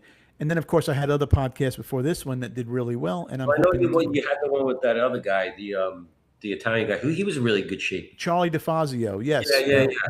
he's a great guy, good friend of mine. That was Don't Eat All the Meatballs. Right. Yeah, he And- was super shredded. That guy. I listened to you guys during COVID, I believe it was when you Yeah, were doing we started that. in COVID. He's about your age too. He might be a year older than you, and he's Okay. a fitness trainer, and Yeah, I he's very saw that. dedicated. Yeah, Yeah. he's still Yeah, to this that's day. amazing. Matter of fact, He's he's also- probably going to be on this show one day. Oh, that would be great. But So what's keep- next you for keep- you? So I My think thing- what's cool is that it's what's interesting about what you're doing here and having somebody like myself on here is not normal, right? It's different. It's out of the comedy genre. And that's what it's I telling like. stories. It's giving business advice. I think it's great. I think it's And I it's want really more cool. people like you, and that's why I created the new platform I'm doing under the How Not to Bomb name called Everybody's Got a Story, because I don't want to just focus on the entrepreneurs and this and the millionaires and the people. It's a great and all the celebrities. We could do that all day long. Everybody does that, and I will do that. But I want to focus on the guy who owns a pizzeria down the block and what he went through to get where he is, and how come everybody loves his place. And I want to talk Right. to the new people, and I want to talk to new comedians, and I want to talk to people who might own a carpet store and what's his life like. And I think people are interested I in want to hear about stories in that. general. I would like to hear that one. Yeah, The carpet I mean, store. Howie Mandel was a carpet salesman Howie Mandel No was a way. carpet salesman in Ontario in Canada before he moved to LA. He was in LA on a carpet convention in LA when he first got there. He went to the Comedy Store with all his guys, from the carpet place that he was. And they dared him. Listen, I dare you to go on stage. It's an open mic night. And he goes, "What do you mean?" They dare. He went on stage and he became a comedian. Never turned back. That's nuts. See, so you just never know where life is going to go. Like you. Right. You got this life. You're living in Malibu. Your kids are growing up. And you're gonna have a different opportunity now. Something's gonna happen. You're gonna pivot agree with because you're a guy that's That's not. what's exciting You're a about guy it. that just reinvents himself. So you're gonna do something different. I agree with you, and I look forward to it. And it's Yeah. going to be exciting. Like And I think the pathway's open. The pathway's open. Like you Yeah. never Well, know. what you just said was, I look forward to it. See, you embrace that. You have to embrace it for it to be a reality. Right. And See, that's the one of key. the things that I always keep with me is all the tests that I've had to go through. It's scary, right? It's scary being tested. It's scary Of going in course. front of people speaking. Um, I remember I was on a job site one Saturday morning. I had like 20 union electricians on the job site that day. And I came onto the job and they were all sitting there at this. We have big, everybody has to have a table and chairs on the job sites because we're prima donnas, right? So they have Right. their booth and all their refrigerator and microwave and their little shanty. And they're all sitting there on this big table. And they're all sitting there like this with their newspaper and they're just sitting there really quiet. And it was weird. And I got there and I'm like, good morning, guys. And they're like, oh, good morning. I'm like, all right. And I go to open up the gang boxes where all our tools are and stuff because they weren't opened yet. And I couldn't open them. They were all shut, all glued shut. Wow. And they all just sat there like, oh, what's wrong? I'm like, oh, somebody glued all the gang boxes shut. And they're like, oh, really? And I said, yeah. So I said, all right, guy. And it just snapped in me. I didn't know what happened. I said, but thank you guys so much for coming in today. I said, but I am familiar with the union rules and you'll get your show up pay and your pay next week. Thanks so much. Have a great day. And they left. So what happened? They were pissed because maybe I didn't invite this guy to do the overtime. Like there's drama within this union shit. I can talk to you for 4 days about it. Oh, okay. So somebody really did glue it? Oh yeah, they all glued it to sabotage my day because they knew I had a big payroll, and we had a lot of them accounting to do. And they're like, "Fuck this guy!" So they locked me out of our gang boxes. So I gave them the show up pay, and then some of my company guys stayed with me, and we sawed off all the locks with a grinder, and we went to work and we did what we could, right? See, but since that, I had different employees that came back Monday because I earned their respect, believe it or not. Yeah. Because I didn't get upset, I didn't get frazzled. I handled it like a gentleman, and I navigated. And they were like, "All right, I'm not going to fuck with this guy anymore." So I had a million of those. Right. So there's a lot of that. So being in those environments, I think what makes me say, but a lot of people, maybe I don't know who's listening to this from my side, but like a lot of people I deal with now, they don't know me. They see the Joey Now and the Joey Malibu, but they don't realize in fucking the worst places in Queens and Brooklyn and Bronx and they don't know getting that side of you. and working in nice places too. Like I've learned it all. And 32 years is a long time to be working, man. It is a long time. And so I'm proud of that. You are. You should be. And does your family still have anything in New York? Your family? Do they still do anything? My brother runs a small electrical company in New York. He has some really good clients, super nice people. Okay. But he's kind of content where he's at, with that. And I can't stop. I just got to keep, not really reinventing like you were saying, but I just got to keep going and just keep my mind on the top and keep moving. He's more settled and he's happy with his customers. His job, his routine, which is great, and I just want to keep on. Yeah, I think so. Are you the youngest in the family, or the oldest? You're the see. So that says everything to me right there. So it's the youngest in the family, is either the most creative, and looks for to leap and jump outside the box. Where the older ones are more grounded and they just kind of are happy with the way they are, and they want to stay in that world. And I would have guessed the youngest, like I'm the youngest out of 5, and that's how I am. And it's textbook. Most comedians that you're seeing on stage, textbook, that they're the youngest in their family for the most part. Wow. I would say 90%. Yeah. So it's the young ones that have that little extra thing in us, and I think that's what you have. That's why it ain't going to end for you. You're going to keep on going, and just keep on developing. I just want to keep on going with the fitness. I started doing some crazy fitness stuff, and I've been doing Brazilian jiu-jitsu in the last year and a half, which I know is not a lot of time, but for me, it's a lot of time. Yeah. And that's super challenging, super hard, working through injuries, being uncomfortable with somebody choking you. I mean, it's pretty wild. So that sport has me out of work, like really stoked and mentally. Plus, surfing is really important to me. Surfing is good for your upper body, right? I mean, upper body strength. It's more your shoulders and your and your mindset too. And your midsection, is it the mid also? Because you kind of not really. You got to remember, surfing is mostly paddling. Riding the physical wave, especially in crowded conditions, is like the reward. It's all paddling the ocean. You're paddling, and you're going through big waves and duck diving your board and just getting worked sometimes and think you're going to drown and die sometimes if the surf is big. So that's most of surfing. The riding the wave part is such a small part of that. And I think that the core is coming from weight training. And getting up on the board, they say, is the hardest thing in surfing, getting up. What I don't find that. No, I don't find that because you have the momentum of the wave pushing you. And that's when you're kind of weightless for a second. You can get up, but obviously, you got to start somewhere. You're starting a big board, you work your way down. But Yeah. surfing is incredible, man. It's changed my entire life. It really Yeah. has. It's just being in the ocean. I never saw a surfer until I was in my 30s. Never physically saw You one. started late in life. And Yeah, you're surfing in one of the most beautiful beaches in the world. And Malibu is yeah, that beautiful. was pretty wild. Yeah. So the how I saw surfing was I was in Oregon on a vacation with my wife. We were on a hike, and I think we were married then. Yeah, we were probably married. So we're on a hike up in Cannon Beach, Oregon, and I'm looking down at the Pacific Ocean, and I saw these surfers in the water. And that's the first time I physically saw one. And they were in these wetsuits, and I couldn't understand. It was freezing out. And I was like, wow, that's pretty gnarly. These guys are like living life, and they're in this extreme environment with these rubber suits on, surfing these waves. I'm like, I want to do that. And then when I got home, I ended up going to Montauk, realizing that they had surfed in New York, and it was a hurricane. And it took a few days for the instructor to be able to take me out because the surf was huge. And when I caught my first wave, man, I just looked at him and I'm like, he changed my life. And You ever knew since it. then, I knew it, but it's not like, oh yeah, surfing changed my life. I'm like this surfer and all I do is surf and I don't work. It's not true at all. It's the opposite of that. But Right. it's my hobby, so that's where it's at for me. A lot Pretty of amazing. I see a lot of these fad things online is with losing weight. They all pop up because when you're on ChatGPT or you're on Instagram, you're looking at things that interest you. So I see these guys, they're shredded, 60 plus, shredded beyond shredded. Gray hair, gray beard, but shredded out. And they go, "Oh, you go to the gym? I have never walked into a gym. Well, how do you do this? Chair Tai Chi for men over 60. It changed I've my seen life that in one. 28 days." Yeah, How the fuck? I mean, seen this that one. guy. It's an AI thing, though, I think almost. What's that? I think it's like an AI.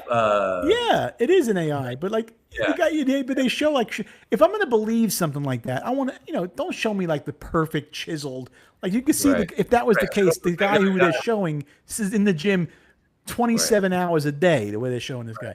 Right. But so Well, that's funny you say that. So when I see people in the gym that are overweight, they're the first ones, or almost the only ones I talk to, right, because they feel that they're outside their comfort zone, and I think that's epic. That they should be there working hard.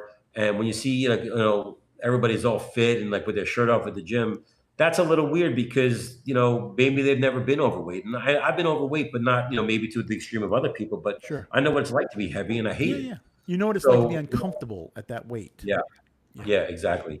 Because I would And say even if you gain 35 pounds tomorrow, you wouldn't look fat. You would look stocky, but you wouldn't look fat, would you? no, but No. my lowest was 151 and a half, Okay. and my highest was 196. So So that's a pretty big 196, swing. that is a big. So what did you look like at 196? Were you I look like considered? I look like a fat slob. You did. So I'll tell you what. I went to Colombia with my wife. My wife's Colombian, American Colombian, and we went to Colombia on vacation. And they threw the dumb American on the horse, which is me. And I have a photo of this photo of me. I hate horses. I just feel very uncomfortable on a horse. Yeah, me too. And I had this big thing around me, like this big stomach, and she shows me this photo. She's like, "Yeah, you're fat," and I was like, "No!" Like I couldn't believe it. That's actually what happened. And that's one of the things that I started like realizing, like, Started that's not realizing. good. 4 pounds away from being 200, and that's Yeah. unacceptable. That is. But yeah, I can see what you're talking but I about there. want to tell you something. You were saying about losing weight. There's a way to measure your body, like it's called the DEXA scan. There's a tank that you can go and take a bathtub and they weigh your Right. body mass, all that stuff, whatever that's called. And I did that one time when I was trying to really get into the best shape of my life. I think I was 50 when I Yeah. did it. So it was an 8-week protocol to really just like count my calories, don't eat out, run with my son at soccer, all the stories I told you earlier. And I lost 4 pounds in 4 weeks. And I was like, this is fucking incredible. It's working. And I wanted to lose 4 more to make it Right. a pound a week for 8 weeks. So what did I do? I worked harder. I worked my ass off. Right. And I lost the 4 pounds. Wow. And I saw the one scale was 151 and change. I'm like, fuck, I did it. I lost 8 pounds. But then I did that scan, after the 8 weeks. Yeah. And the second half of the 8 weeks, for the last 4 weeks, I actually lost 4 pounds of muscle Oh. because well, I sure. underate and I overworked. Because from an overweight person's mindset is I got to eat less, work out more, Right. work more, eat less. So I ended up losing the scale of 4 extra pounds, but it was muscle. So my So body you fat weren't, was. eating the protein that you needed to eat to make the muscle. I wasn't eating enough protein and I was overworking. I was doing too much cardio. You were doing anaerobic. You hit anaerobic. Exactly. So I was bummed. So yeah, the scale goes down, but the body fat stayed the same. So that's why all these metrics are really important. Do you feel you're at the best shape of your life now? Pretty close, yeah. Yeah. And where do you want to go from I here? think when I was 155 at 10.1% body fat, that was pretty damn good. So now I'm 11.5% body fat at 165, 164-ish. Sure. But That's still very good. Yeah, but I do want to help other people though. I was with somebody this weekend at something, and he was asking me about like my fitness and stuff, and I gave him a bunch of advice. I don't know if he's going to do it. You know, it's like anything else, like an alcoholic, right? You got to be ready when you're ready to quit, right? Quit smoking. I smoked in my 20s. I couldn't quit until I was ready to quit. So I kind of like that, you know, even though it's not something that I'm doing for any monetary reason. I just like to help people. You want to help people out. You enjoy I got it. That's like part of you educated giving about back. Yeah, I got educated about it, you know, and all that stuff too. So that part's kind of fun. Well, that might be something you can dive into. You know, as you get older and you're more comfortable, you know, in doing what you're doing, that might be something you can get into, and that Yeah, would be maybe. another road. Yeah, that could be another road, but I think that the construction pathway is still navigating its way to be Sure. somewhere, which Let we're it not do sure its where. course. Let it run its course and figure it Yeah, out. You but it's can't not sit the there exciting figuring. part about it is that you don't know where you're going.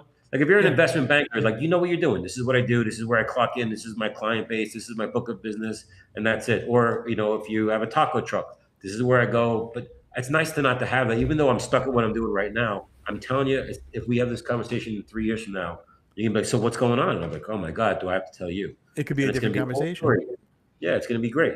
Well, I mean, you know, listen. First of all, you're always invited on the show. You just got to say, hit me up. Say, listen, I want to I come in for will. whatever I will. reason. It's super fun to talk to you. It's great. I'm sure we got a bunch of stuff we didn't touch on tonight. Where can people find you, Joe? First of all, your last name, is it Boris? Boris.